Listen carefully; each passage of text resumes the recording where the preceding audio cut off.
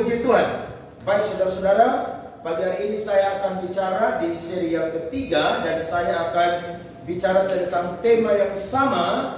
Dan pagi hari ini saya akan kasih judul kecil yakni Jalan untuk Mendapatkan Kesembuhan Ilahi. Mari saudara-saudara, buka Alkitab kita 2 Raja-Raja pasalnya yang kelima, ayatnya yang pertama sampai ayatnya yang ketiga.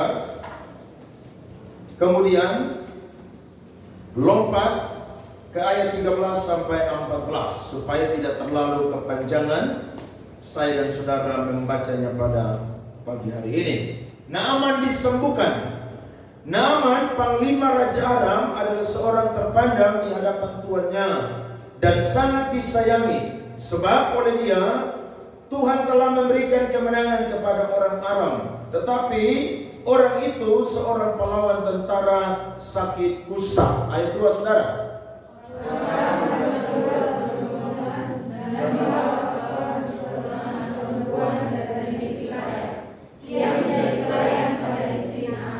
Berkatalah gadis itu kepada nyonyanya, sekiranya tuanku menghadap nabi yang di Samaria itu, maka tentulah nabi itu akan menyembuhkan dia dari penyakitnya. Saudara 13.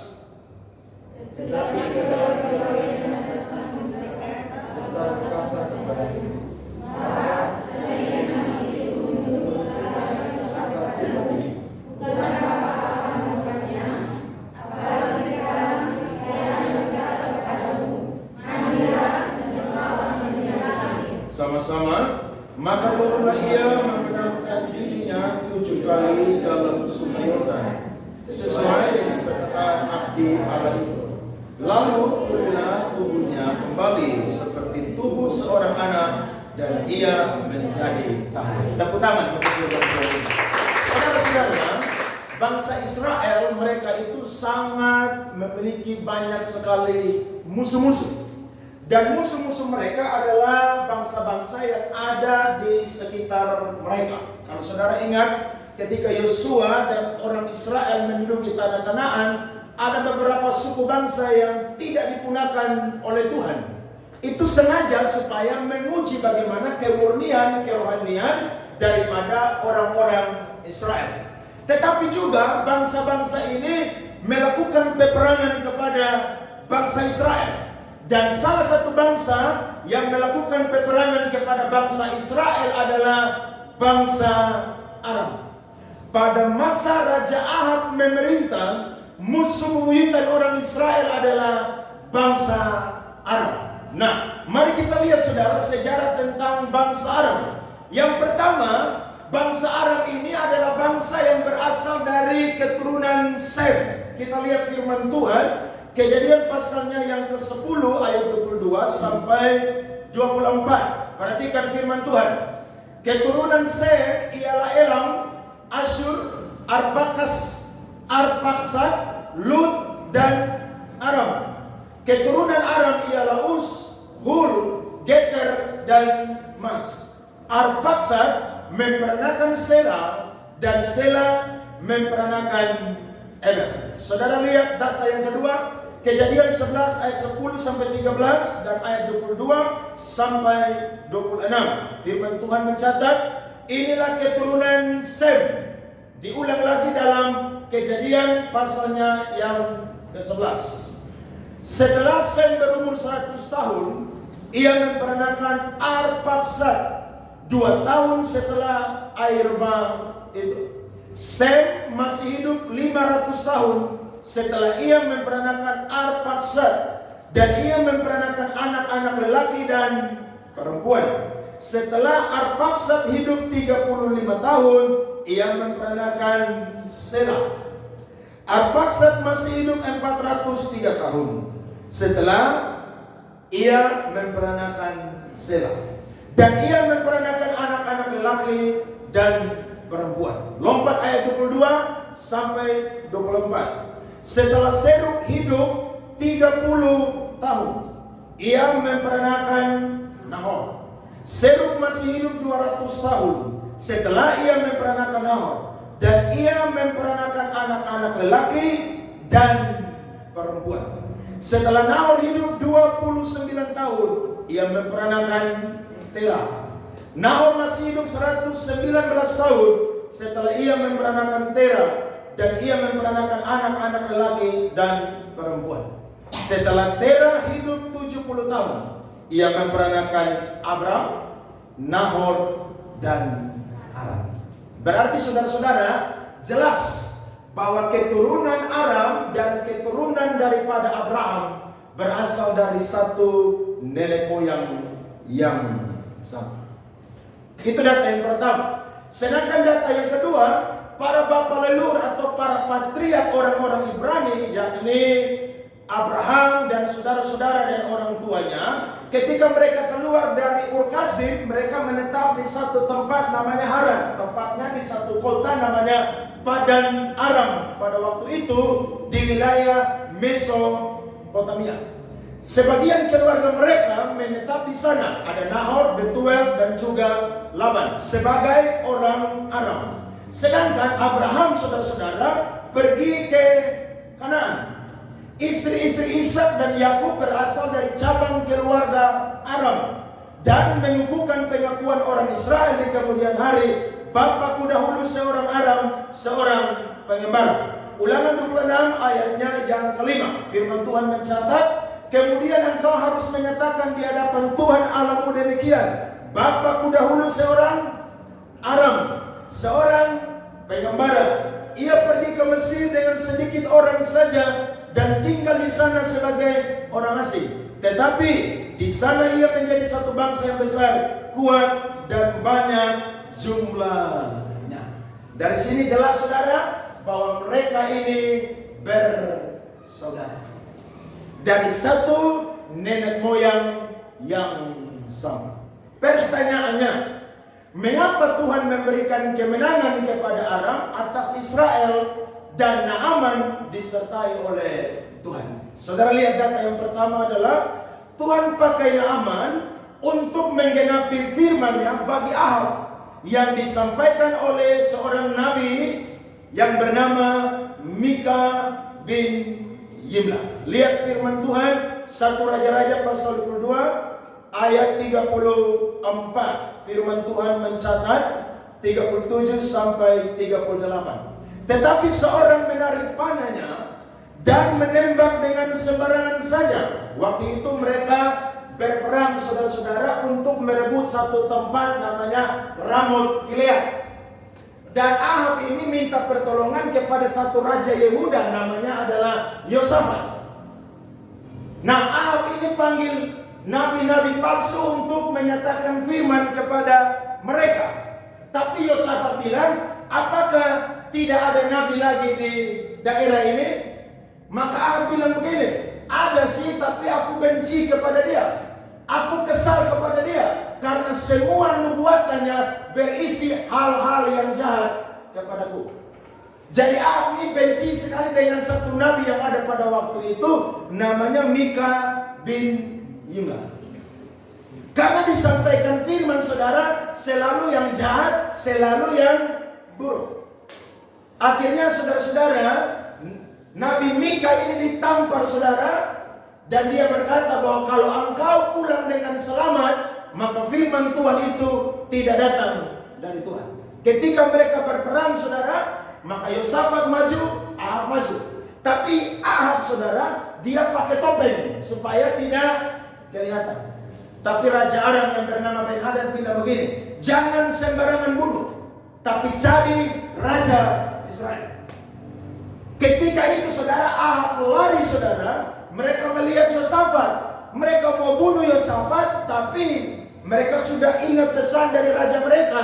Jangan bunuh sembarangan orang, tapi bunuh Ahab. Akhirnya Ahab melarikan diri. Ada seorang kepala pasukan yang tarik panah secara sembarangan. Tapi ketika dia tarik panah itu, saudara, panah itu memang sudah Tuhan atur dan Tuhan tentukan. Ahab terkena daripada panah yang dilepaskan secara sembarangan itu. Lihat firman Tuhan. Dengan sembarangan saja dan mengenai Raja Israel di antara sambungan baju sirahnya. Kemudian ia berkata kepada pengemudi keretanya, putar, bawa aku keluar dari pertempuran sebab aku sudah luka. Ayat 37-38, raja sudah mati, maka pulanglah mereka ke Samaria, lalu mereka menguburkan raja di Samaria. Ketika kereta itu dicuci di tepi telaga Samaria, maka darah raja dijilat anjing. Sedang perempuan-perempuan sundal mandi di tempat itu, sesuai dengan firman Tuhan yang telah diucapkannya. Jadi, saudara perhatikan, skenario Tuhan ini keren sekali.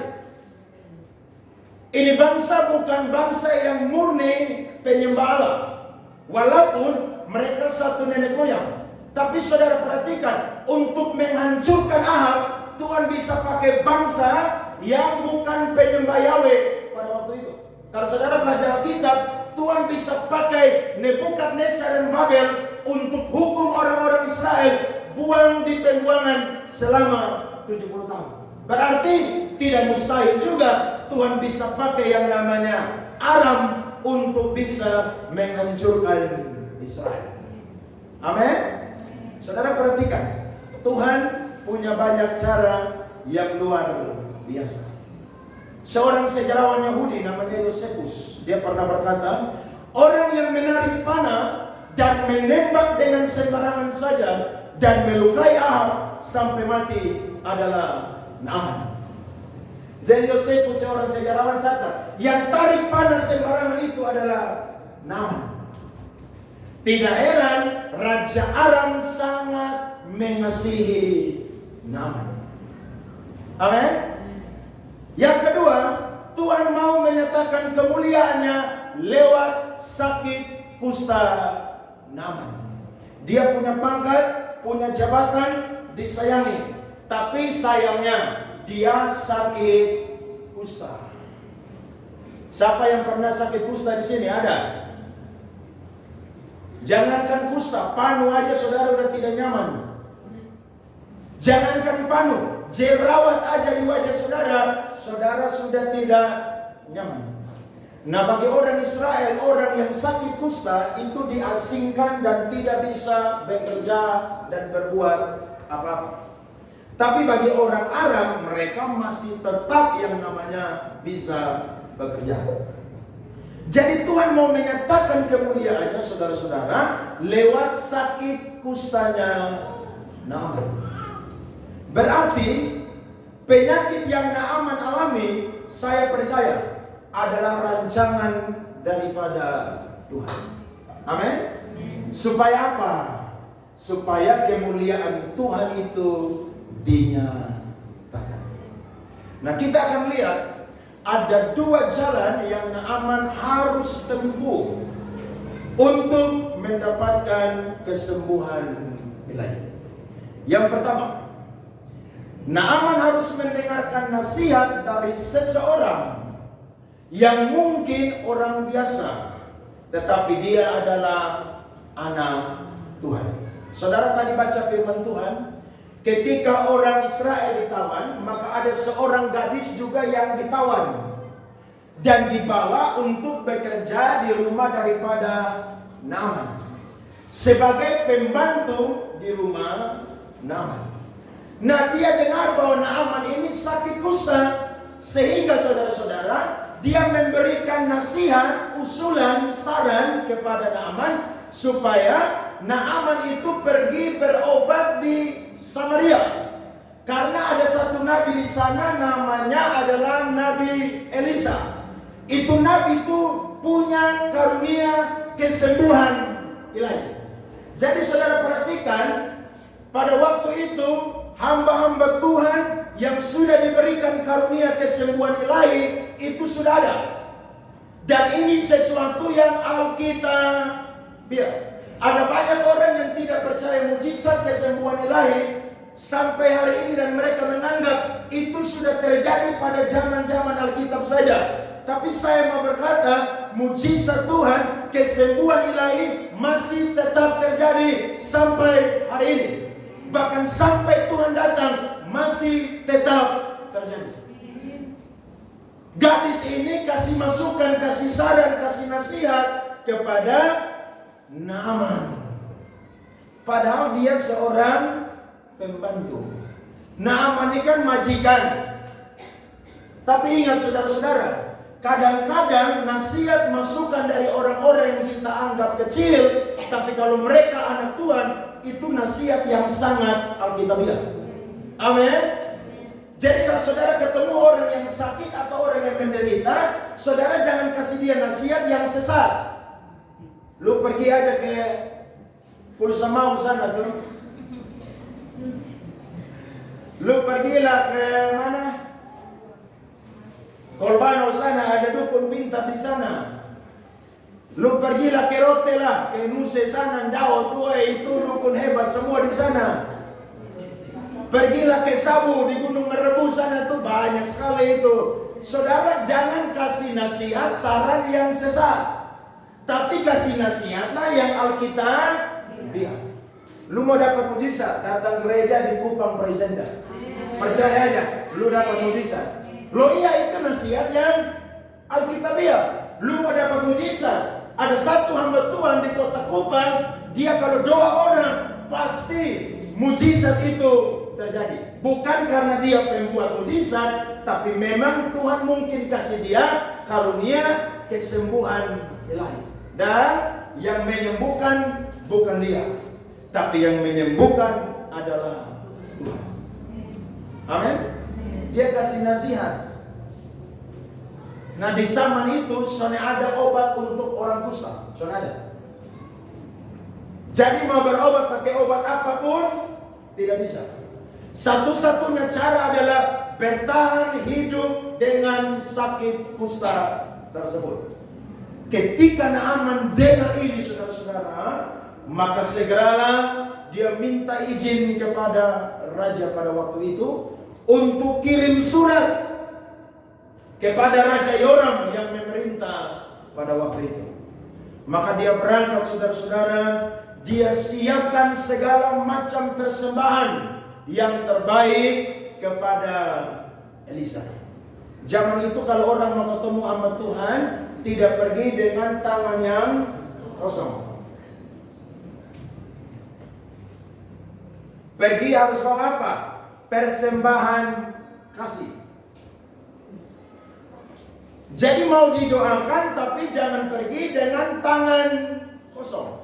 Karena memang budaya pada waktu itu saudara adalah ketika mau berjumpa dengan seseorang yang dihormati dan dihargai, maka saudara harus bawa sesuatu. Jadi kalau saudara pergi doa di hamba Tuhan, jangan pergi hanya dapat doa aja. Bawa dong uang di amplop sedikit. Nanti kita lihat firman Tuhan. Itu sesuatu yang Alkitabiah. Kenapa? Loh karena kan saudara sudah didoakan. Berarti saudara pun juga layak untuk memberkati hamba Tuhan. Tapi Alkitab bilang, ketika Naaman sembuh dia kasih persembahan, Elisa terima atau tidak? Elisa tidak terima. Nah saudara jangan takut dulu. Belum kasih udah hitung-hitungan. Karena tidak semua hamba Tuhan tuh mata duitan. Amin. Tapi siap dulu. Saya khotbah di mana-mana, selalu pulang dapat persembahan kasih. Di laci lemari saya di kamar itu amplop penuh semua. Karena tiap kali pulang dapat amplop, Tapi ada orang yang kasih saya, Tuhan gerakan kasih ke ibu itu.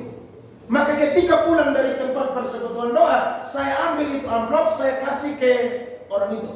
Kenapa? Karena Tuhan suruh saya untuk memberkati dia.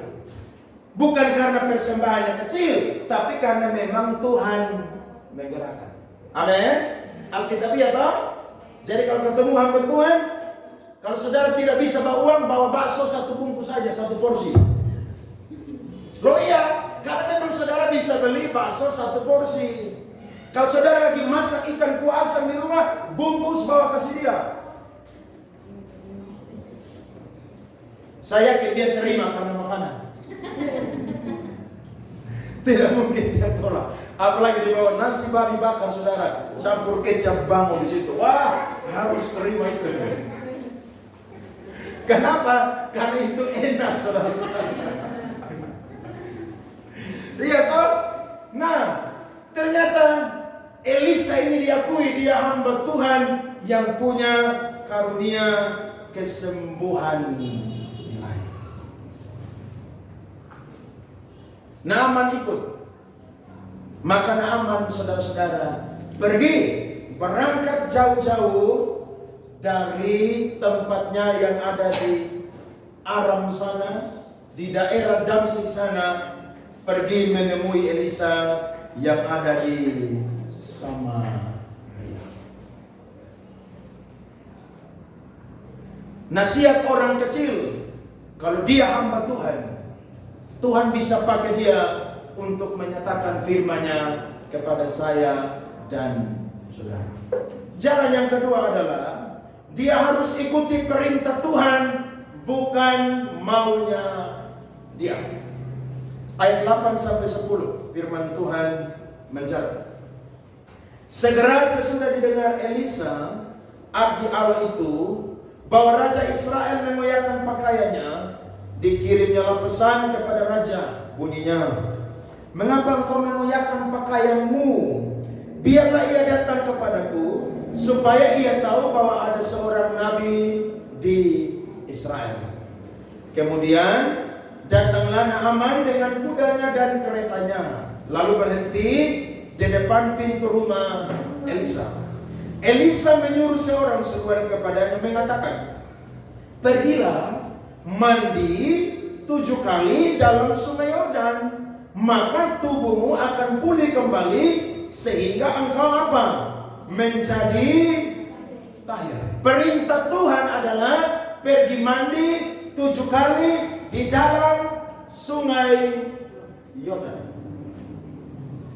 Maka Naaman protes, ini tidak sesuai dengan harapan daripada Naaman. Naaman bilang, saudara-saudara, di ayat 11-12, tetapi pergilah Naaman dengan gusar sambil berkata, aku sangka bahwa setidak-tidaknya ia datang keluar. Jadi Nabi Elisa ini sudah nodek sang Naaman juga. Padahal Naaman ini kan kepala pasukan Aram yang sangat dihormati. Tapi Elisa kasih tahu hambanya, pergi kasih tahu Naaman. Firman Tuhan bilang, pergi mandi 7 kali di dalam sungai Yordan. Aku sangka bahwa setidak-tidaknya ia datang keluar dan berdiri memanggil nama Tuhan Allahnya. Lalu menggerak-gerakkan tangannya di atas tempat penyakit itu, dan dengan demikian menyembuhkan penyakit kustaku. Jadi harapan daripada Naaman ini, Elisa sambut dia, kemudian sampaikan firman Tuhan, kemudian mungkin Elisa ini tumpang tangan di Naaman punya badan yang sakit kusta. Tapi ternyata harapan daripada Naaman ini berbeda dengan pesan Tuhan. Nah, saudara lihat, saya dan saudara kalau mau dapat mujizat dalam kasus ini kesembuhan ilahi, maka harus ikut perintah Tuhan, bukan ikut maunya kita. Naaman jengkel sekali. Dia bilang ayat 12, bukankah Abana dan Parpar, sungai-sungai Damsyik lebih baik dari segala sungai di Israel? Saudara lihat gambar di sini. Lihat, ini sungai Yordan. Teman saya bulan lalu pergi ke Israel, bawa rombongan ke Israel, dan dia baptis orang di sungai Yordan. Saudara lihat airnya warna apa tuh? Coklat. Airnya dari tanah yang mungkin tanah liat, jadi coklat. Nah, Naaman tidak mau. Kenapa? Karena memang ini sungai ini dadolek. Ini sungai ini kotor. Secara logika, kalau saudara disuruh mandi di sungai ini, mandi atau tidak? Saya yakin saudara itu tidak mau mandi. Tidak akan. Atau ada yang mau mandi? Saya yakin tidak ada yang mau mandi karena memang ini sungai ini dadolek, kotor, mati pun. Tidak sehat. Jadi Naaman bandingkan dengan sungai yang ada di negerinya, Abana dan Parpa. Mari kita lihat, ini sungai ada sampai hari ini, tapi sudah jadi di negara Suriah. Karena saudara lihat, ini sungai Abana dan Parpa yang berasal dari mata air yang sama. Warnanya masih agak kehijauan. Mending mandi di sini atau mandi di Sungai Yordan?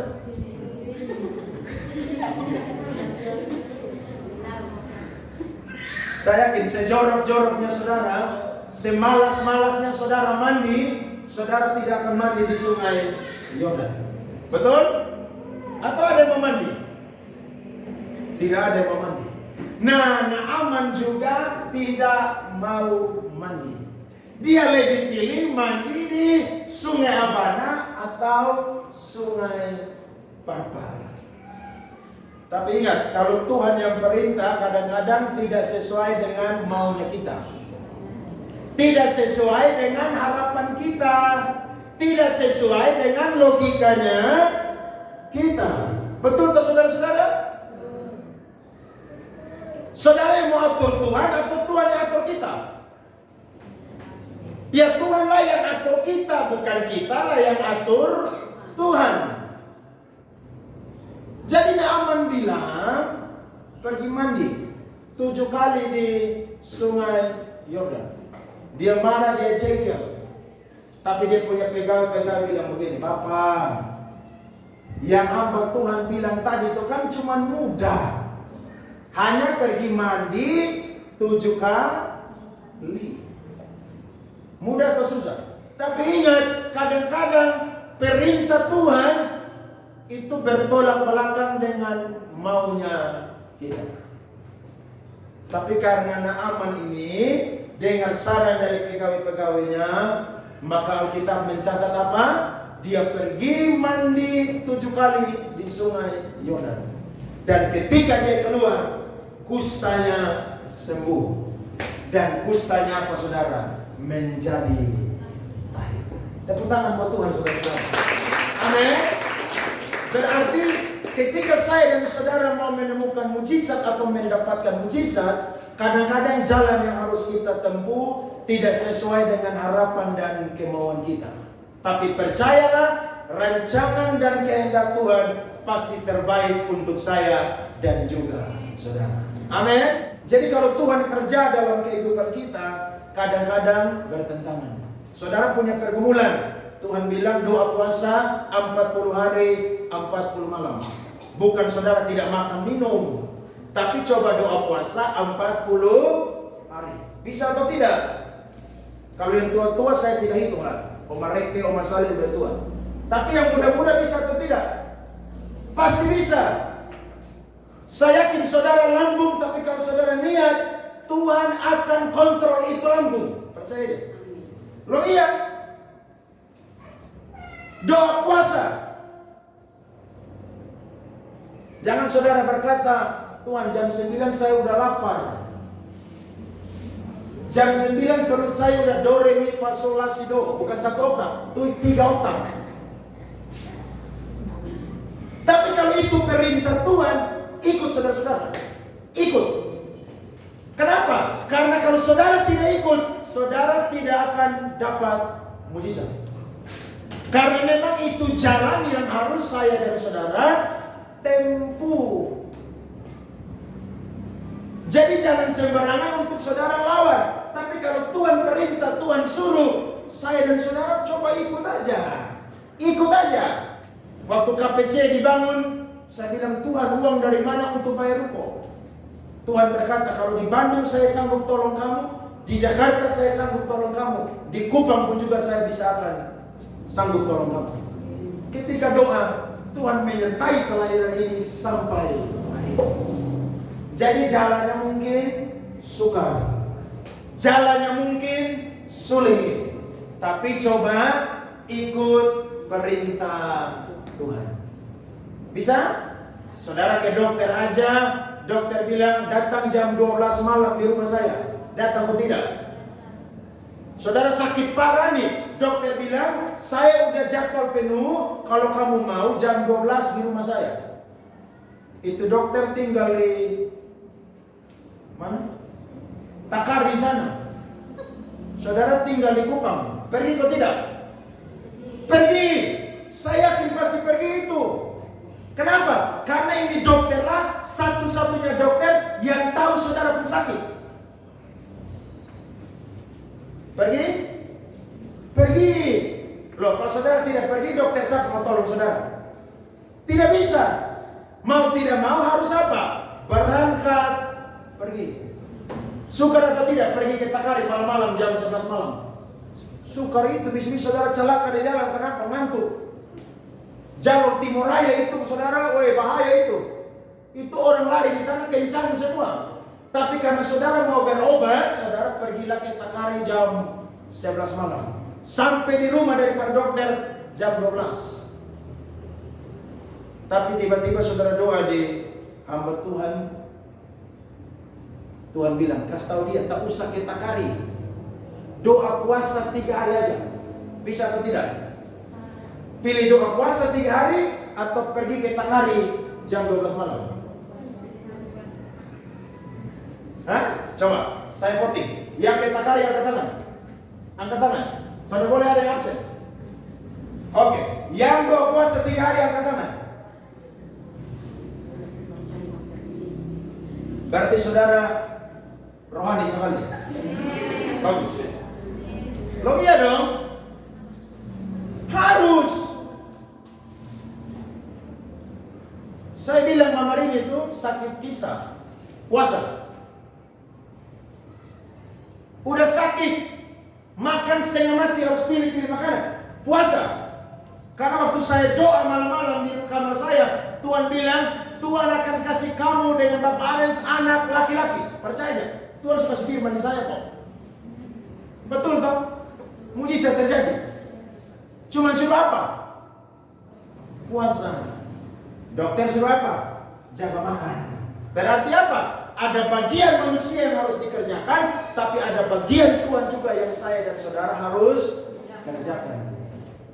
Ibu Merlin punya suami, Pak Wayan, untuk pukul cucunya Pom.